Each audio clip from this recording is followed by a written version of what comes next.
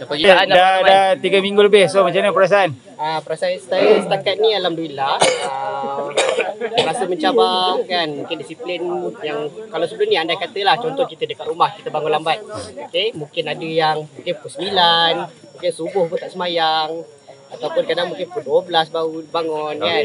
Kita faham mungkin dekat luar, kita faham mungkin kita dekat luar dia yang bekerja, dia baru habis sekolah kan. Mungkin dia baru nak kenal kehidupan dekat luar dia macam mana. So PLKN ni adalah satu langkah yang mana mendisiplin diri kita untuk kenal dunia luar. InsyaAllah tu aja. So lepas ni nak buat apa? Lepas habis PLKN? Saya lepas ni mungkin benda pertama yang saya akan buat lepas keluar daripada PLKN, mungkin saya akan duduk dalam hutan dulu seminggu untuk saya tambah lagi ilmu saya. Okey. Mantap.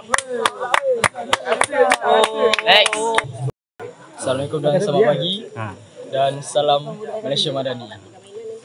Okey, kita boleh lihat di sekeliling kita. Sekarang kita berada di Kem Batu 10, 12 RMD di Kuantan. So dekat sini kita dapat belajar tentang ikhtiar hidup, iaitu survival lah.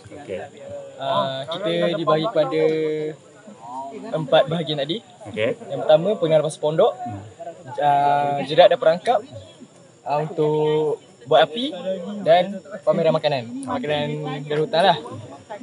So di sini sedikit sebanyak kami dapat belajar lah cara hidup seorang tentera dan juga betapa struggle jugalah menjadi tentera ni. Kita tengok tentera ni ada yang kata tentera ni tidur je apa semua kan. Sebenarnya tak. Sebenarnya kat sini kita belajar tentera ni memang struggle. Okay, Assalamualaikum. Nama saya Muhammad Faris Aziz daripada Sabah, bahagian Ranau. Saya daripada Company Charlie. Perasaan saya masuk PLKN ni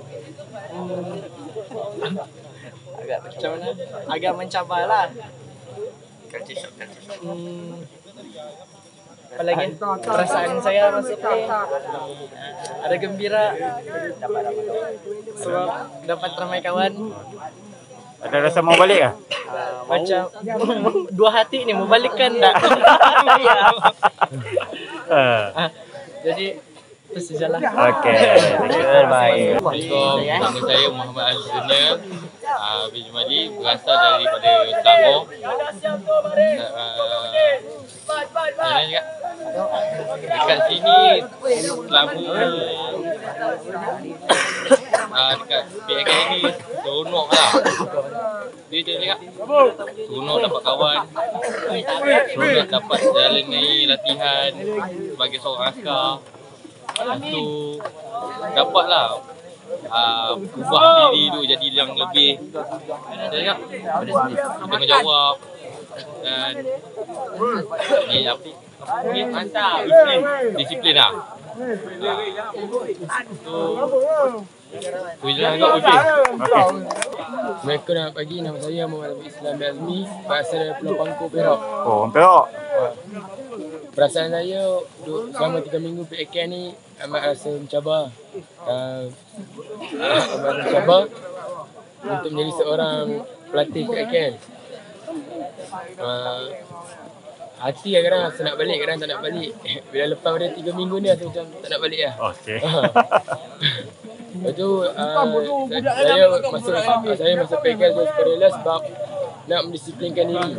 Sebab selalu kalau kat rumah ni kan tidur lambat, kadang-kadang tak nak sibuk. Dan saya juga kat PLKN ni bangun awal, dapat mendisiplinkan diri. Lepas pada PLKN ni lepas pada keluar pada PLKN, saya nak muhasabah diri, nak berubah. Itu lah. Okay, sekian, terima kasih. Ni nanti